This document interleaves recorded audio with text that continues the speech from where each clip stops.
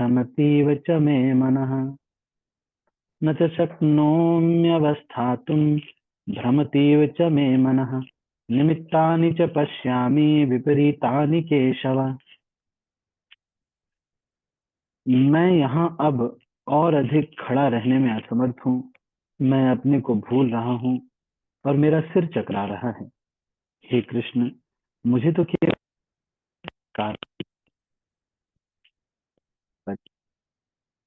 न नो समर्थ हूँ। भ्रमतीव कृष्णा प्रभु जी, आवाज नहीं आ रही है आपकी। श्री कृष्ण, आवाज क्लियर आ रही है? नहीं प्रभु जी, कट कट के आ रही है आवाज।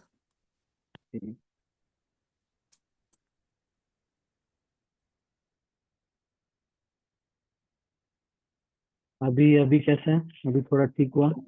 हाँ जी प्रभु जी, सुन आ रही है। हरे कृष्णा थोड़ा प्रभु ठीक जी, हुआ? आवाज अच्छी आ रही है हम लोगों को तो। नहीं, कुछ ये नेटवर्क का तो इशू है।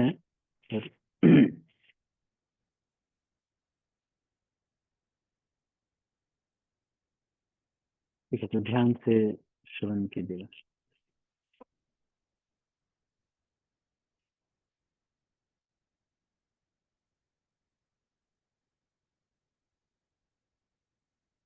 भ्रमतीव च मे मनः, भ्रम भूलता हुआ, इव सदृश ये मेरा मन, च मे मनः भूल रहा है सब कुछ, निमित्तानि च पश्यामि विपरीतानि केशव।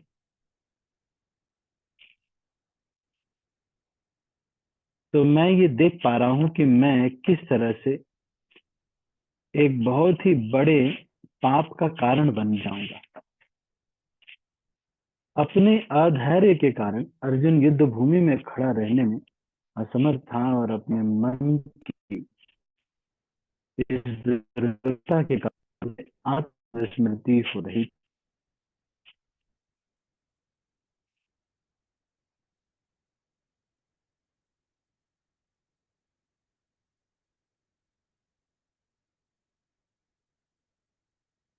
भौतिक वस्तुओं के प्रति अत्यधिक आसक्ति के कारण मनुष्य ऐसी मोहमयी स्थिति में पड़ जाता है। भयं द्वितीयाभिनिवेशतः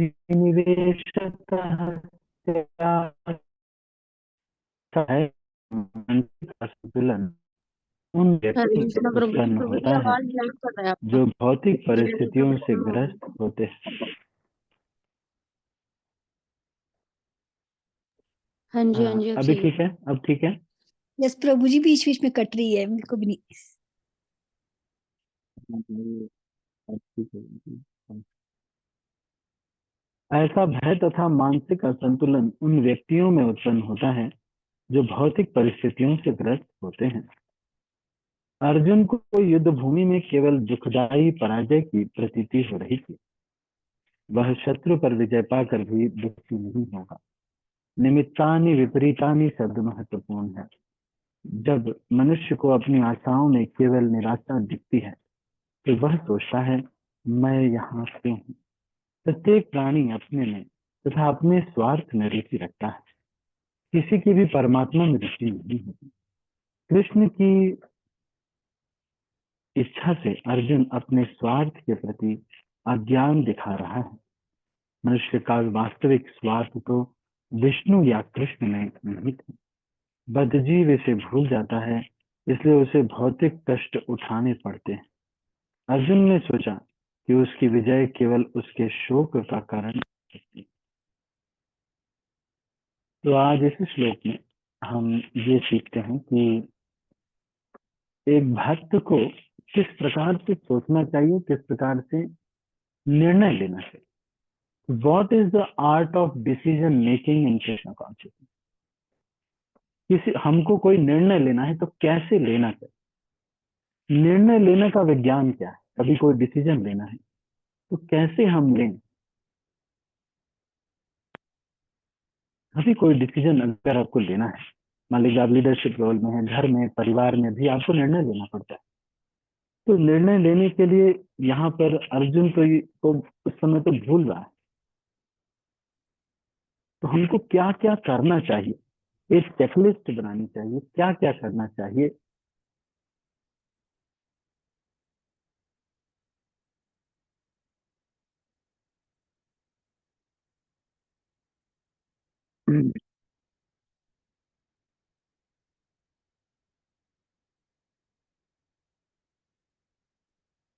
तो क्या हमको करना, कैसे निर्णय लेना चाहिए। कोई भी जीवन में बहुत सारे डिसीजन लेने होते हैं। निर्णय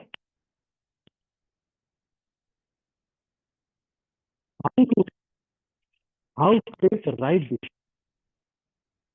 how to make difficult decision. ये बहुत बार ये प्रश्न होता है, what is the art of decision making. कैसे निर्णय ले। तो ये प्रश्न गोपाल कृष्ण महाराज पूछा गया था, कैसे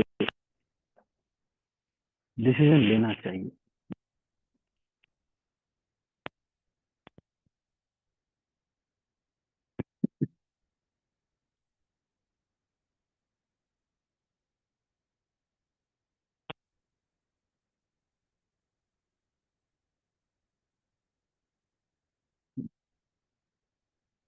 सर,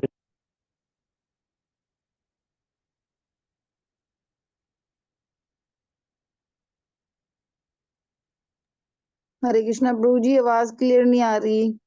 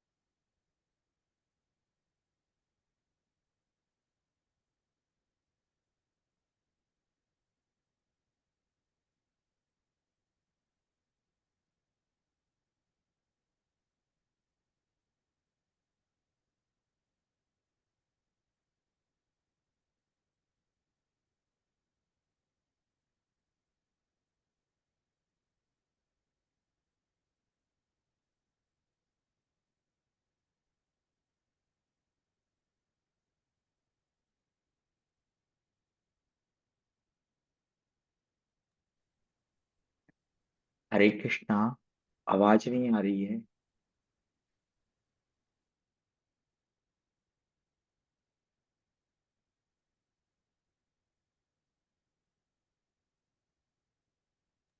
हरे कृष्णा प्रभु जी, प्रभु जी का लेफ्ट हो गया है।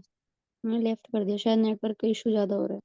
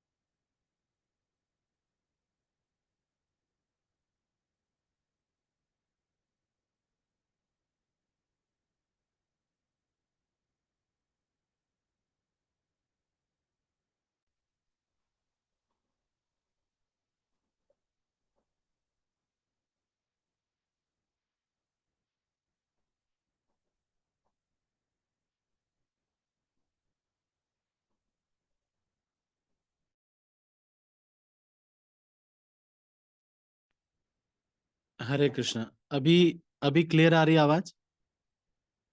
हरे कृष्णा प्रभु जी, हाँ जी सही आ रही है। हाँ प्रभु जी, अब आ रही है आवाज।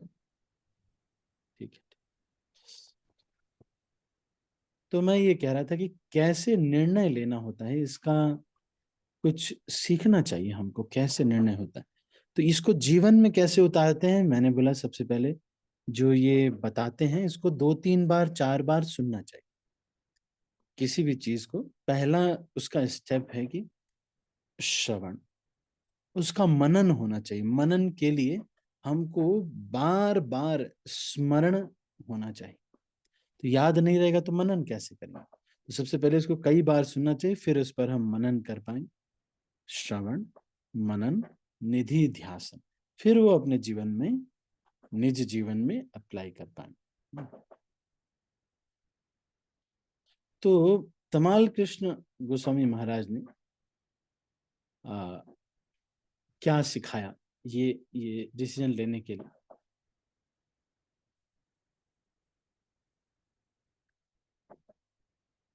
तो सबसे पहले महाराज ने जो सिखाया, ये एक युधिष्ठिर प्रभु हैं जिन्होंने, जो उनके ही शिष्य हैं,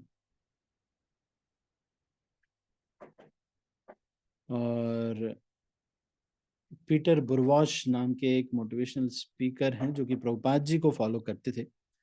तो और तो उनके ये बहुत क्लोज रहे हैं, और साथ में बाद में हिज होनेस तमाल कृष्ण महाराज के परमानेंट सेक्रेटरी थे।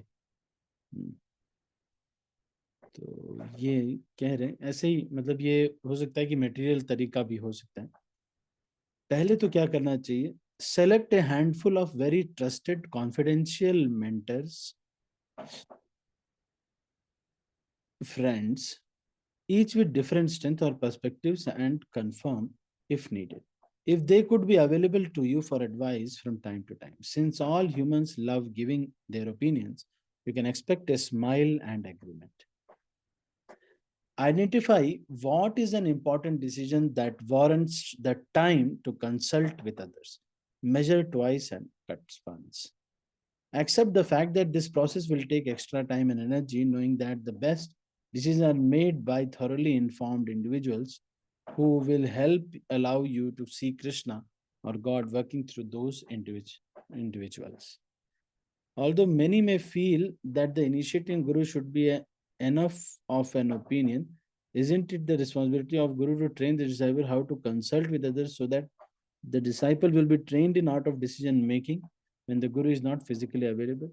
Seek consultation from at least 2 individuals on your list, although there is 3 is better. तो यहाँ पर जो मेन चीज कह रहे हैं कि एक तो सबसे पहला चीज जो सीखने का है वो ये है कि जब भी कोई हम निर्णय लेते हैं, बड़ा निर्णय अगर है तो, और छोटा निर्णय है तो कोई समझ, अगर बहुत बड़ा निर्णय है तो एक बार हमको भक्तों से, मित्रों से कंसल्ट करना चाहिए।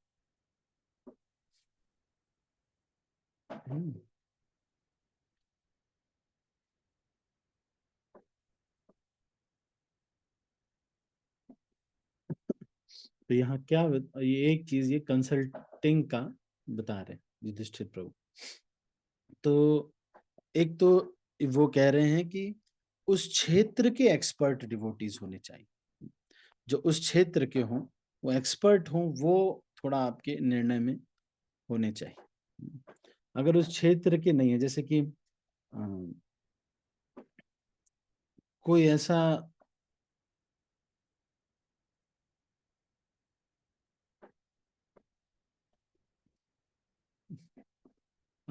कोई ऐसा व्यक्ति है जो कि मतलब हम गाइड के रोल में हैं, तो अगर हम किसी क्षेत्र के बारे में नहीं जानते हैं तो उनको किसी ऐसे जो भक्त हैं जो कि किसी क्षेत्र में जानते हैं, उनसे मिलवा देना चाहिए या उनसे बात करा देनी चाहिए। जैसे एक बार एक माता जी को कुछ प्रॉब्लम हो रही थी, तो पर मुझे तो उसके बारे में कुछ पता नहीं है, डॉक्टर वगैरह, तो मैंने क्या किया, माता जी एक हैं जो कि इसके विशेषज्ञ हैं, तो उनको फिर कंसल्ट कर दिया, तो उन्होंने फिर उनको गाइड कर दिया। तो वो, ये जरूरी नहीं है कि एक ही व्यक्ति सारी चीजें बता दे।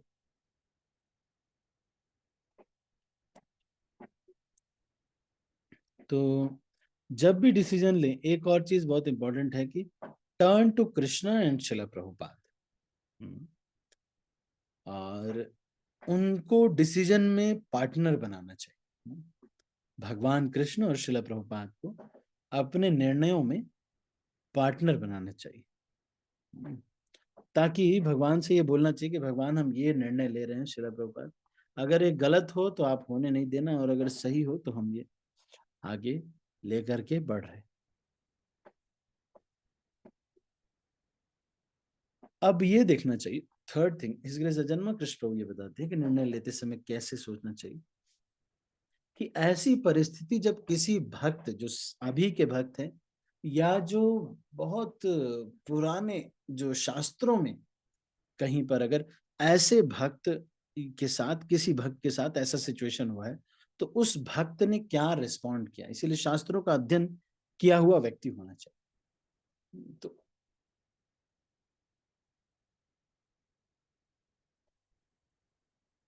तो उन्होंने किस प्रकार से निर्णय लिया, ऐसी ही स्थिति में वो थे अगर तो। फिर तीसरा तरीका, एक और तरीका ये बोलते हैं कि एक जगह पे लिखना चाहिए क्या, प्रोज एंड कॉन्स, हर एक निर्णय के प्रोज और कॉन्स लिखने चाहिए कि हो ऐसे होगा तो क्या क्या फायदा होगा, क्या क्या घाटा होगा, ये वाला करेंगे तो क्या क्या फायदा होगा, घाटा। अब ये सोचना चाहिए कि इन दोनों में किस चीज से मेरी कृष्ण भावनामृत में उत्थान होगा, कौन से निर्णय से मेरा कृष्ण भावनामृत आगे बढ़ेगा, कृष्णा कॉन्शियसनेस आगे बढ़ेगा। तो always remember Krishna, never forget Krishna, ये हमारे निर्णय लेने का एक क्राइटेरिया ये है। तो इस ग्रेस मोहन रूपा प्रभु ये वाला बताते हैं कि हमारा निर्णय लेने का तरीका क्या है, always remember Krishna, never forget Krishna. मतलब ये दोनों चीज कौन से निर्णय में ज्यादा होगी, क्या, जैसे मान लीजिए पार्टी में आपको बुलाया गया है, लेकिन आपको ये पता है कि अगर हम इस पार्टी में नहीं जाएंगे तो फिर मैनेजर नाराज हो जाएगा, तो इवेंचुअली आगे चलकर किसी तरह से मैनेज मैं नहीं कर पाऊंगा, और इवेंचुअली हो सकता है मेरी जॉब चली जाए। अगर मेरी जॉब चली गई तो फिर मैं स्मरण भगवान का क्या करूंगा, हमेशा तो जॉब ही का स्मरण करूंगा। लेकिन अगर आपको लगता है कि इतने से जॉब तो नहीं जाएगी, थोड़ा कुछ बहाना बना लेंगे, जॉब नहीं जाएगी, लेकिन अगर मान लो शादी में किसी ने बुलाया, अब उसमें कैसे करना है कि always remember Krishna, never forget Krishna, ये आपका होना चाहिए। तो शादी में गए, अब वहां पे डीजे में नाचेंगे तो दिक्कत हो जाएगी, तो इसलिए अगर अवॉइड कर सके तो बहुत अच्छा। तो उस समय नहीं गए जब बारात वारात ये सब चल रहा था, सीधा प्रसाद टाइम पे पहुंचे। और नहीं तो जो शादी बैठ जाती है जब, तो उसमें मंत्र वंत्र पंडित जी करने लगते हैं, तो उसमें रहे, अक्सर उसमें लोग सोने चले जाते, तो वो लोग रिश्तेदार लोग देखते हैं कि भाई ठीक है शादी में बैठे हुए थे, तो मौसा जी शादी में बैठे हुए थे, चलो ठीक है। तो आप समझ रहे हैं, तो ये भी एक तरीका है निर्णय लेने का। एक ये निर्णय लेने का और भी तरीका है, जो कि मतलब ये तो प्योरली मटेरियल है, जो कि मुझे जो है सिखाया गया था। हम जब हम डिजाइन, जो मैं तो डिजाइन फील्ड में इसको किया जाता है, तो इसमें क्या करते हैं,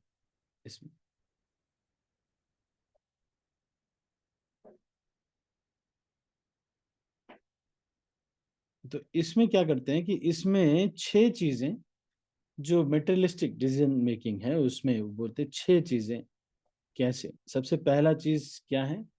फर्स्ट प्रॉब्लम को डिफाइन करना चाहिए।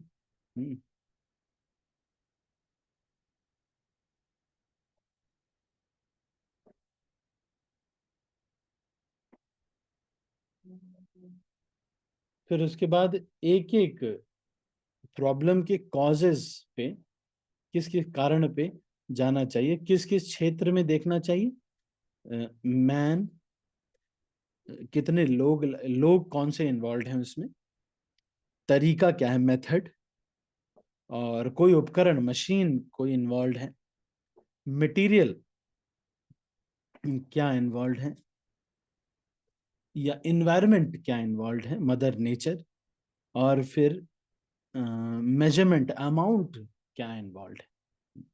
तो ये 6 चीजें इन पे चेक करना चाहिए। This is one way of fish bone diagram इसको बोलते हैं। यह मटेरियलिस्टिक चीज है ना, नहीं, लेकिन ये थोड़ा this is the way people take decisions nowadays. और एक और बोलते हैं, ये भी बहुत जो है इम्पोर्टेंट है, इसको बोलते हैं 6 hat thinking. what is this 6 hat thinking? what they say is, किसी भी निर्णय को लेते समय, जब हम किसी को निर्णय को लेते हैं तो उसमें 6 प्रकार से, 6 पर्सपेक्टिव से उसको सोचना चाहिए। 6 पर्सपेक्टिव्स क्या क्या है? ये सब मैं जो बता रहे हैं थोड़ा सा बड़े, जब डिसीजन ले रहे हैं तो इतनी ज्यादा सोचने की जरूरत नहीं। छोटे छोटे, जो पानी पीना है कि नहीं पीना है, अरे पी लेना है भाई। जैसे प्रभुपाद ने कहा कि अगर कभी मन लगे कि खाऊं कि ना खाऊं तो नहीं खाना चाहिए। अगर जाऊं कि ना जाऊं, ये प्रश्न है कि जाऊं कि ना जाऊं, तो चले जाना चाहिए। और वेग है कोई, जैसे फ्रेश होने का है या वॉशरूम का, तो तब ये कि जाऊं कि ना जाऊं अगर है तो चले जाना चाहिए। तो सबसे 6 हैट थिंकिंग मतलब 6 दृष्टि से किसी चीज को देखना, फिर उसके बाद निर्णय। तो कौन सी 6 चीजें हैं? सबसे पहला है येलो हैट। येलो हैट जो है वो पॉजिटिविटी का है। वो क्या करता है, जब कोई एक निर्णय कोई लेते हैं तो उसमें वो येलो हैट क्या बोलता है कि कितना अच्छा है, इससे क्या क्या फायदा होगा, ये निर्णय बहुत अच्छा है, इससे ये फायदा होगा, ये भी होगा, ये भी होगा, ये भी होगा। और फिर सेकंड होता है ग्रीन हैट। ग्रीन हैट का मतलब है कि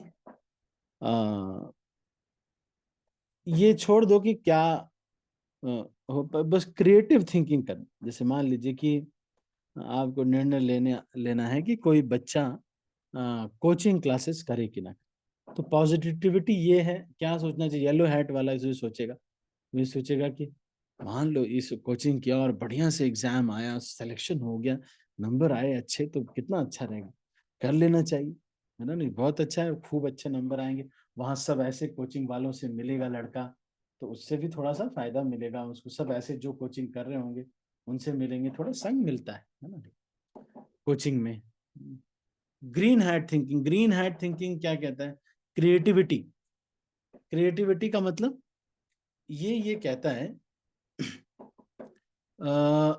कोई और भी सॉल्यूशन हो सकता है। क्या ऐसा कुछ हो सकता है कि भाई मान लो बच्चे को पढ़ाना है, ये मेन उद्देश्य है कोचिंग वाला, तो बच्चे को पढ़ाने का कोई और तरीका तो नहीं, ऐसा हम कर दें कि अगर कोई टीचर ही आकर के, जो कोचिंग का ओनर हो वो ही आकर के, तो इस तरह से जो है कई सारे ऑप्शंस लिखने चाहिए, जो नए नए क्रिएटिव आइडियाज बच्चे को पढ़ाने के, और भी नए नए क्या आइडिया है। फिर जैसे मान लो कि किसी का विवाह नहीं हो रहा है, तो एक उसने ये निकालना कि प्रभु जी न्यूज़पेपर में ऐड लिखवा दे। तो ये कैसा निर्णय है? जो न्यूज़पेपर में कोई बोल रहा है कि नहीं, मैं इस न्यूज़पेपर में इसको ऐड को निकाल देंगे, है ना, विवाह के लिए ठीक रहेगा।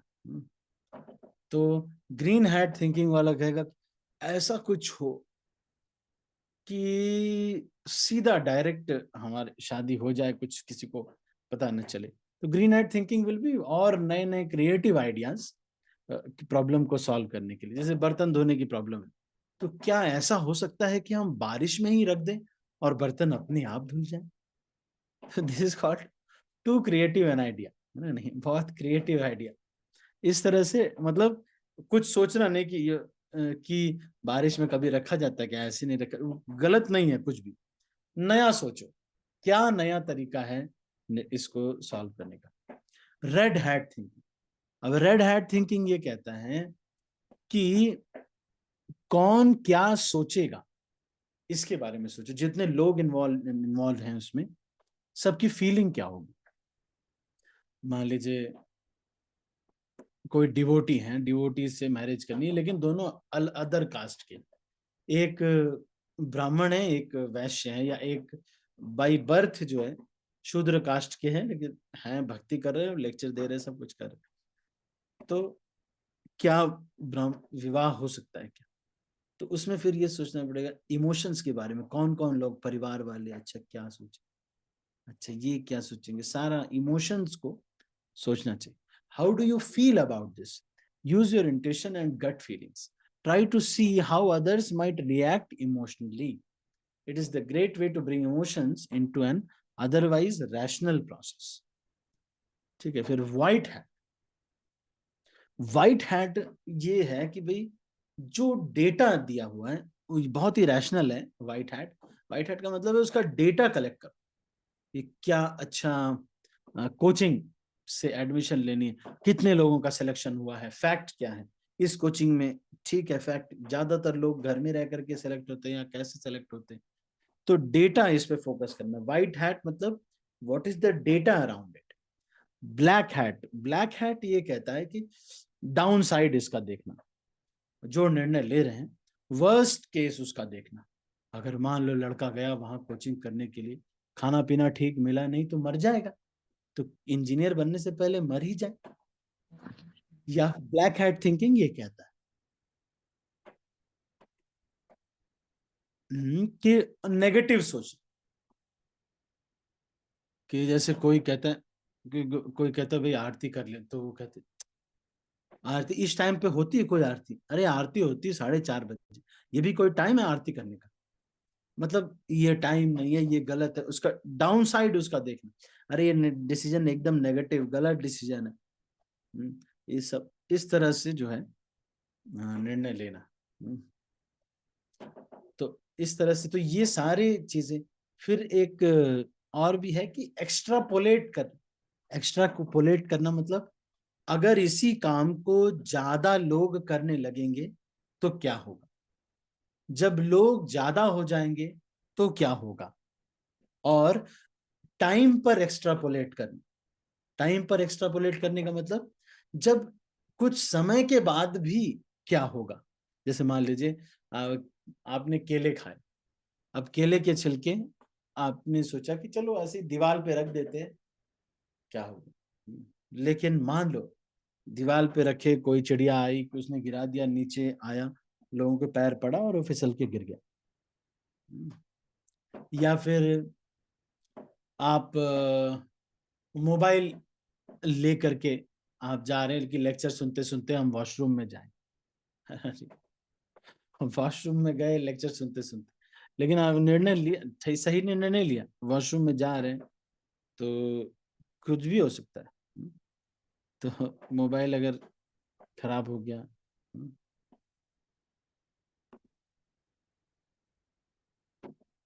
ठीक है, तो ये एक्स्ट्रापोलेशन का मतलब उसी चीज को और टाइम और पीपल, ज्यादा समय तक और ज्यादा लोगों तक एक्सटेंड करना, कि आगे चल के ऐसे होता रहा तो क्या होगा, और इतने सारे लोग होंगे तो क्या होगा। ठीक है, तो ये 6 हैट थिंकिंग। फिर अच्छा, ब्लैक हैट के बाद ब्लू हैट थिंकिंग ये कहती है कि प्रोसेस को कंट्रोल करो। कहीं ऐसा नहीं कि ये येलो हैट ग्रीन हैट यही करते करते मृत्यु आ जाए। ऐसा भी नहीं करना है ना। जितना समय है डिसीजन लेने का उतना समय। ठीक ठीक। तो ये एक तरीका, मैंने आपको कुछ तरीके सिक्स हैड थिंकिंग क्या बताएं?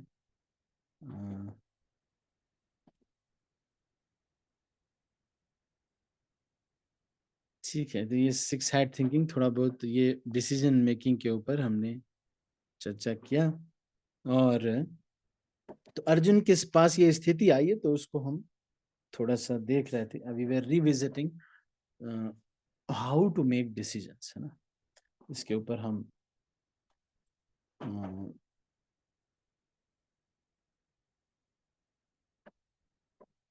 अब कुछ ये भी बताते हैं कुछ लोग कि एक तो जब आप एक्सट्रीम इमोशन में रहें तब डिसीजन मत लीजिए। एक्सट्रीम इमोशन का मतलब बहुत ज्यादा गुस्सा है, बहुत ज्यादा खुशी है, तब आप मत लीजिए कोई निर्णय, ठीक है। और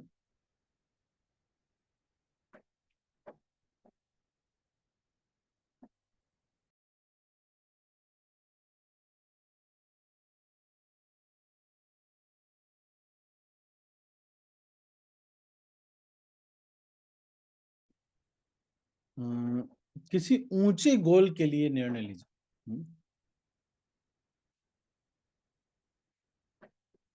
उस क्षेत्र के एक्सपर्ट से पूछिए।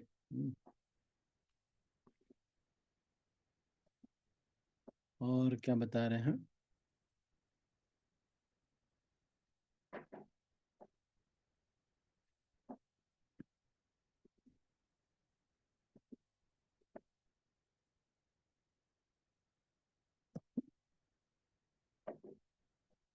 रिजल्ट पे बहुत ज्यादा फोकस मत कीजिए। एक ये भी,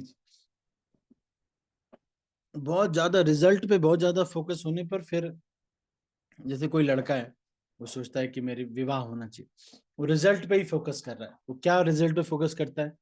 लड़के बस यही सोचते रहते हैं कि यहाँ सुंदर माता जी होंगी, कोई सुंदर माता जी होंगी तो मैं कहाँ कहाँ घूमने जाएंगे, पेड़ के नीचे गोल गोल घूमेंगे, और क्या क्या करेंगे, यही सोचते रहते। वो आगे का नहीं सोचते कि जब ये मसाले खरीदने हैं, बेसन नहीं है ना, आटा नहीं है, चावल नहीं, वो वाला वो सोचते नहीं। वो बस आगे का जो रिजल्ट है, रिजल्ट में पूरा नहीं सोचते, वो बस एक ही चीज सोचते, पेड़ के नीचे घूमेंगे, है ना, नहीं फिर गमले पकड़ के फोटो खिंचवाएंगे, ये सब।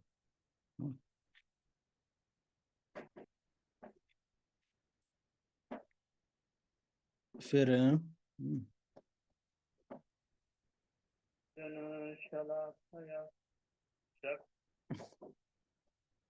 और हाँ, मैंने आपको बता दिया ये कि शास्त्रों में कहाँ पर इसी प्रकार का निर्णय लिया गया है।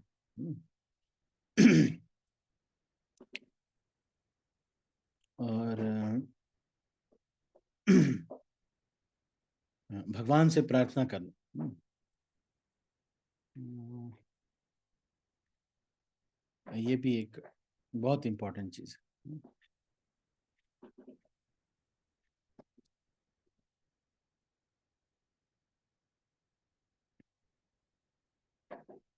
ठीक है, अब परिपक्व डिसीजन तभी हम ले सकते हैं जब कृष्ण भावनामृत से पूरित हो हम। ये भी एक बहुत महत्वपूर्ण चीज है। ठीक है, तो आप इसको नोट कर सकते हैं। मैंने जो भी सुना,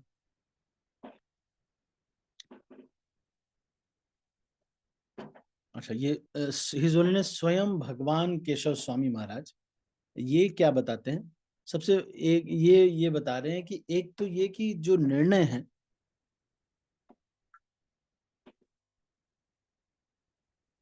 वो कोई डर है आपके अंदर उसकी वजह से नहीं, बल्कि कोई एक सपना है आपका जिसको पूरा करने के लिए, आगे चल के भक्ति में आगे बढ़ने का जो सपना है उसको पूरा करने के लिए निर्णय ले रहे हैं, ना कि इस संसार के छोटे मोटे डर के लिए।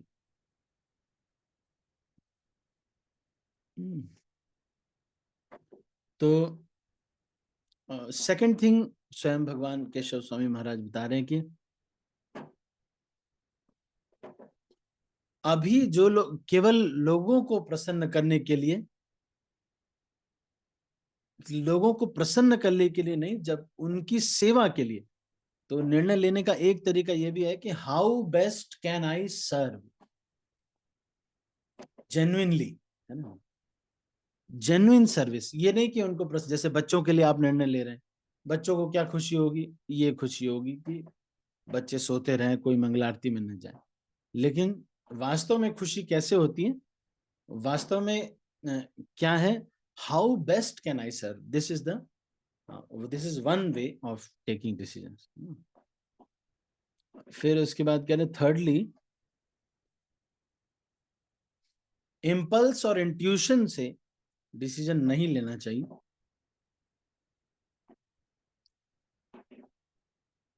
तो ये भी एक चीज है, इम्पल्स और इंट्यूशन से नहीं लेना चाहिए। तो ये एक किताब है Tattva 2, old words open new worlds, ये उनकी बुक है महाराज जी की, तो उसमें से ये लिया गया।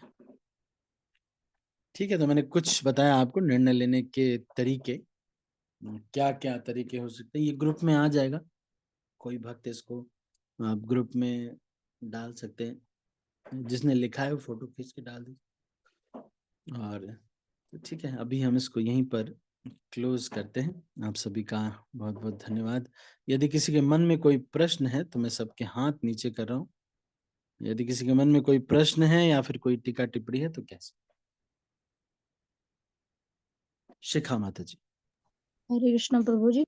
प्रभु जी, जैसे हाँ। माता जी ये डिवोशनल चार्ट भेजती हैं ग्रुप में, तो इसमें जो 3 क्षमा, धन्यवाद और प्रार्थनाएं होती हैं, थोड़ा उनके बारे में बता दीजिए। वो ये है कि हर दिन डायरी लिखना होता है ना।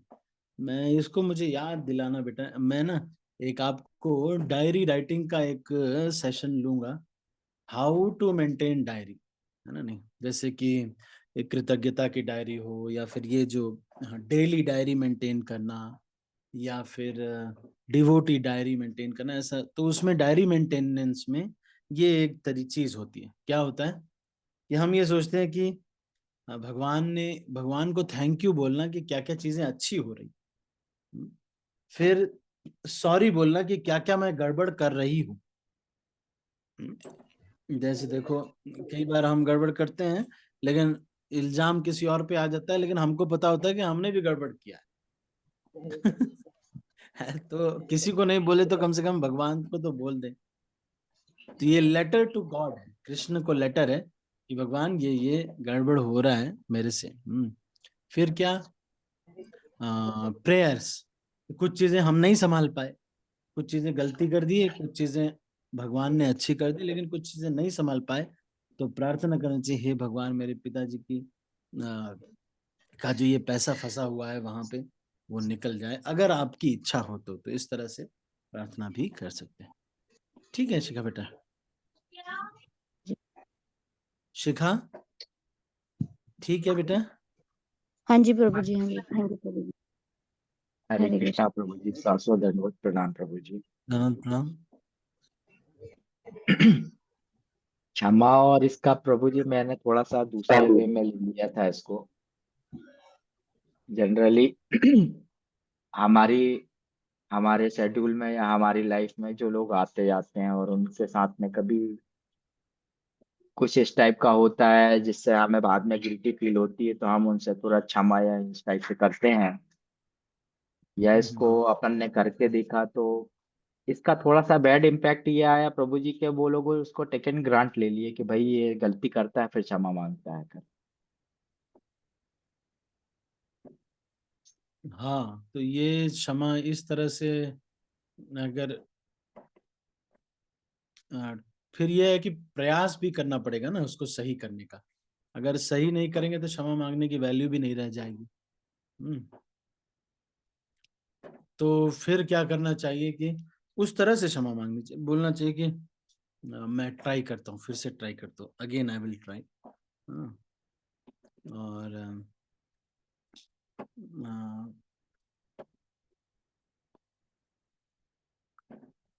कुछ ऐसे भी कार्य करने चाहिए जिससे कि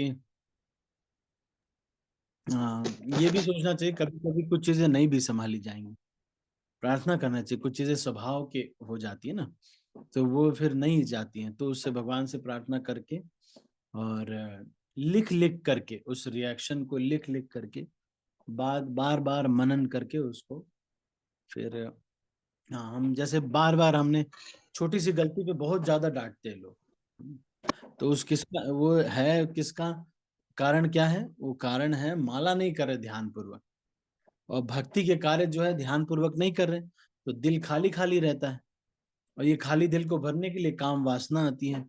तो काम वासना का ही लक्षण होता है कि छोटी सी गलती कोई कर देगा, या गलती नहीं भी कर रहा है तो भी बहुत ज्यादा चिल्लाने लगेंगे। किसी ने मान लो कह दिया कि प्रभु जी आप वो थोड़ा सा पानी लेके आ जाएंगे क्या? तो वो इतना गुस्सा हो जाएंगे, लस्ट का लक्षण। वो कहेंगे पानी मैं लाऊंगा, ये कोई पानी लाने का समय है? देख नहीं रहे हो रात हो रही है, इस समय पानी लाया जाता है? और पानी क्यों लाऊं? मैं दूध लाऊंगा कि पानी लाऊंगा? अरे भाई, तो कई लोग बहुत ज्यादा हाइपर रिस्पॉन्स देते हैं, छोटी सी चीज अगर कोई तो अगर हमारा ये स्वभाव बन गया है तो भगवान से बहुत हृदय से प्रार्थना करना चाहिए, उन वैष्णवों से भी प्रार्थना करना चाहिए कि हमें प्लीज कृपा कीजिए, मैं प्रयास तो कर रहा हूं लेकिन मैं बोल देता हूं ऐसे, मुझे अपना स्वभाव बदलना है। ठीक है ना विजय प्रभु जी? प्रयास कीजिए, भगवान से प्रार्थना करेंगे तो होगा, क्यों नहीं होगा। हरे कृष्णा प्रभु, हरे धन्यवाद प्रभु। कुछ चीजें नहीं भी हो पाती हैं, कोई बात नहीं, जितना हो पाए, पर यह है कि इतना जरूर करना है कि भगवत भक्ति में भक्तों का संग नहीं छोड़ना है, हरिनाम नहीं छोड़ना है, ये सब नहीं छोड़ना है। ठीक है, हरे कृष्णा प्रभु। चंपा बिरादर माता जी, यस माता जी बोलिए। हरे कृष्णा प्रभु जी, तुम्हारा ये नहीं आ रहा प्रभु जी, क्या बोलता? वीडियो हाँ, वीडियो यूट्यूब नहीं, नहीं, ये क्या बोलते, ग्रुप नहीं आ रहा प्रभु जी तुम्हारा। फोटो मेरा वीडियो नहीं आ रहा या फिर ग्रुप ही नहीं दिख रहा आपको? ग्रुप कुछ नहीं आ रहा प्रभु जी, वो फोन खराब हो गया था, नहीं आ रहा था प्रभु जी, वो फोन पे गया सब। ठीक है, मैं बोलता हूँ सौम्य किशोरी माता जी को, मैं ऐसा करूंगा ना, अब आप सब लोग को ग्रुप एडमिन बना दूंगा। तो अगर हाँ ठीक आपको है। मन करता है किसी को जोड़ने का हाँ तो आप उनको जोड़ सकते हैं, मैं सौम्य किशोरी माता जी को भी एडमिन बना दूंगा, और भी जो भक्त हैं विजय प्रभु और सब लोगों को, तो ग्रुप में ठीक। एडमिन बना देंगे। आप ध्यान दीजिएगा कि केवल जो ये लेक्चर्स हो रहे हैं सुबह और शाम को, केवल उन्हीं लेक्चर्स से रिलेटेड या कुछ ऐसा है तो वो ही इसमें डालेंगे। और भी बहुत सारे ग्रुप्स हैं उसमें, इस्कॉन की बहुत सारी चीजें चलती रहती है, तो गुड मॉर्निंग, गुड इवनिंग, नमस्ते वगैरह न डालें। जिन लोगों को जोड़ें उनको भी ये बता दें कि ये क्लोज्ड ग्रुप है, ये ओपन ग्रुप नहीं है, क्लोज्ड ग्रुप है। जो लोग लेक्चर्स में अटेंड कर रहे हैं या आ रहे हैं वही लोग हैं इसमें। तो मैं एडमिन बना दूंगा सब भक्तों को, अगर आपके कोई फ्रेंड्स हैं, कोई है, अगर उनको जोड़ना चाहते हैं तो आप जोड़ सकते हैं। ठीक है ना चंपा माता जी? ठीक है प्रभु, ठीक है प्रभु जी, हरे कृष्ण, धन्यवाद पंडित। धन्यवाद, प्रणाम रिंकू माता जी, यस माता जी। हरे कृष्ण प्रभु जी, दंडवत प्रणाम। धन्यवाद, प्रणाम। हाँ प्रभु जी मेरा क्वेश्चन था, अगर जैसे आपने कुछ गलत किया ही नहीं, ठीक है, और एकदम ही किसी बात पे ऐसा हो जाता है कि भाई आपको ऐसे ठहराया जाता कि आपने ऐसे बोल दिया, आपने ऐसे कर दिया, ये सब सुनी सुनाई बातों पे वो कर देते हैं प्रभु जी। तो हम प्रभु जी भगवान से माफी भी मांगे कि भी जब हमने किया ये सब कुछ नहीं, जब हमने बोला ये सब कुछ नहीं है, तो हमें क्यों गलत ठहराया जा रहा है? तो उसमें क्या करना चाहिए प्रभु जी? भगवान कर्म फल देने का नए नए तरीके अपनाते हैं। जब देखते हैं कि इस भक्त को यहाँ से भगवत धाम लेके जाना इसी जन्म में, तो किसी ने मान लो छोटी सी गलती की होगी कुछ, तो उसको सबसे पहले तो किसी एक व्यक्ति को, अब कर्म फल उसका काटना है, तो क्या करते हैं, किसी एक व्यक्ति को बोल देते हैं कि ये बुराई करे इसकी। तो जो व्यक्ति उनकी निंदा करता है वो सारे कर्म फल उसके पाप के ले लेता है। मैंने एक बार कहानी सुनाई थी ना कि एक राजा थे, गलती से उसने कुछ ऋषियों को मार दिया, और ऊपर से बाज एक उसको लेके जा रहा था, सांप को लेके जा रहा था, उसका विष गिरा, मुंह से मरा हुआ था लेकिन विष गिरा और खीर में पड़ा, और खीर साधुओं ने खा ली, मर गए। तो फिर यमराज सोच रहे थे कि इसका दंड किसको दिया जाए, कर्मफल किसको दिया जाए, जो फिर आश्चर्य में थे। लेकिन एक माता जी थी, वो उनसे किसी ने रास्ता पूछा कि राजा का महल का रास्ता क्या है, तो उन्होंने कहा जाओ जाओ यही रास्ता है, लेकिन एक बात जान लो, वो जो व्यक्ति है ना, ऋषियों को मारने के लिए फेमस है वो राजा। जैसे ही ये वर्ड उन्होंने बोला, यमराज को लगा कि हाँ यही व्यक्ति है, इसको सारे कर्म फल मिल जाएंगे। तो ये जो दोष हमारे बोलने वाले लोग हैं, अगर कोई हमारे दोष हमको बताए तो वो भी बहुत क्लोज फ्रेंड है हमारा। क्यों? क्योंकि हमारी माँ जो है हमारी गंदगी को हाथ से साफ करती है, लेकिन जो दोष बताने वाला व्यक्ति अपनी जीभ से हमारी गंदगी साफ कर रहा है, तो ये बहुत ऊंचा व्यक्ति है। इसलिए भक्ति सिद्धांत सूर्य ठाकुर का एक व्यक्ति था जो कि रोज उनको बस यही गालियां ही देता था। वो कहता था ये जो है इनके अंदर तो ये ऐसा है, ये भी करते हैं, ये रोल्स रॉयस गाड़ी में चलते, देख रहे हो क्या साधु है, ये सब करते हैं। भक्ति सिद्धांत सूर्य ठाकुर ने कभी भी नहीं उनको मना किया, और साथ में उनको वहीं पे आश्रम के पास ही रखे रहते थे। क्यों? ताकि वो बताए तो सही कि क्या रियलिटी है। हो सकता है कुछ लोग क्या सोच रहे हो, वे बता तो रहे हैं। तो एक तो ये चीज है। दूसरा चीज है कि कोई अपने फेम के लिए तो कुछ कर नहीं रहे हैं, कृष्ण की प्रसन्नता के लिए सब कार्य कर रहे हैं। लोग भाई कह रहे हैं उससे हमें डिफेम कर रहे हैं, तो डिफेम करने से वो लोग हमारा सम्मान कम करेंगे, यही तो। लेकिन अगर ठाकुर जी हमें चाह रहे हैं कि हमें कुछ मिले, तो दुनिया की ताकत कोई रोक नहीं पाएगी। लेकिन अगर जैसे डिफेम करते हैं तो अच्छी बात है, कर्म फल ले भी रहे हैं। वो जो बुराई थी उसका सारा कर्म फल वो ले रहे, तो ये तो बहुत ही अच्छी बात है। नहीं, लेकिन ये शास्त्र ऐसा कहता है।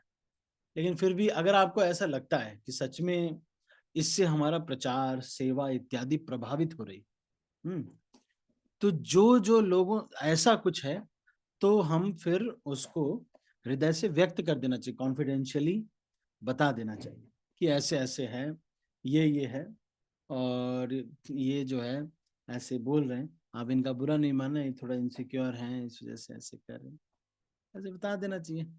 पर यह है कि बहुत सारे लोगों को वैसे भी नहीं बता पाए, कुछ लोग होते हैं ना बेवकूफ होते हैं, तो नहीं, तो सबको कहाँ समझा पाएंगे। तो नहीं समझा पाएंगे तो फिर ऐसे ही रहने दो, क्या है। ठीक है ना रिंकू माता ji? Yes Prabhu ji, thank you Prabhu जी। हरे कृष्णा प्रभु जी, दंडवत प्रणाम। दंडवत प्रणाम। सीमा माता जी, यस माता जी बोलिए। हरे कृष्णा प्रभु जी, दंडवत प्रणाम। प्रभु दंडवत जी, प्रणाम। आपने बताया था ना हमें श्रवण करना चाहिए, फिर उसके बाद मनन करना चाहिए। तो वो रिकॉर्डिंग हम देखते हैं, उसमें आती नहीं आपकी रिकॉर्डिंग, फिर कुछ लिखते हैं, कुछ मिस्टेक भी हो जाती है, फिर समझ नहीं आता कैसे समझे। रिकॉर्डिंग नहीं आती है? नहीं प्रभु जी, आती तो है। रोज हम रिकॉर्डिंग देखते हैं रिकॉर्डिंग आती नहीं। हरे अच्छा कृष्णा ये, प्रभु जी। हाँ जैसे कि प्रभु जी MP3 में जैसे आप इसमें डालते हैं प्रभु जी, थोड़ी देर चलता है फिर उसके बाद बंद हो जाता है। ऐसा होता है। चारू गोपी माता जी, आशार्य माता जी, आप लोग को भी ऐसा होता है?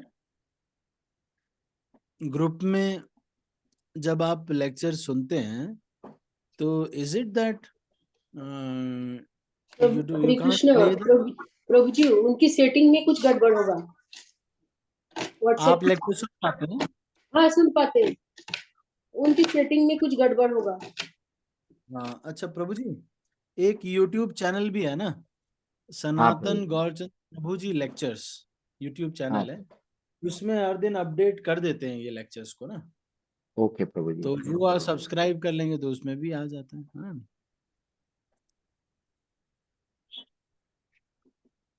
हरे कृष्णा मैं प्रभु जी। चलो इसको देखता हूँ। I'll dry run it. I didn't dry run. Yeah, this may be an issue. I'll just dry run it and check with Rana Patil प्रभु। वो उन्हीं ने चैनल बनाया है और उन्होंने वही ये करते हैं सारा सेवा में, तो वही डालते भी हैं, सब कुछ करते हैं। I will just check with him. ठीक है, थैंक यू माता जी, you raised this issue. ठीक है, तो अभी हाँ यूट्यूब यस मिल जाएगा आपका? हाँ जी यूट्यूब पे भी है, कभी कभी थोड़ा लेट हो जाता है but it is there. Okay प्रभु जी। हरे कृष्णा प्रभु जी, थैंक यू। ठीक है, तो अभी हम इसको यहीं पर समाप्त करते हैं। और कोई किसी का प्रश्न या फिर कोई टीका टिप्पणी? ठीक है, तो अभी हम इसको यहीं पर समाप्त करते हैं। आप सभी भक्तों का बहुत बहुत धन्यवाद। हरे कृष्णा। श्रील हरे कृष्णा प्रभुपाद प्रभु जी, धन्यवाद, प्रणाम शीला प्रभु। हरे कृष्णा प्रभु जी, दंडवत प्रणाम। हरे कृष्णा कृष्णा प्रभु प्रभु जी, जी, दंडवत शाश्वत प्रणाम। दंडवत प्रणाम प्रभु जी। हरे कृष्णा हरे कृष्णा माता प्रभु जी, दंडवत प्रणाम। हरे कृष्णा।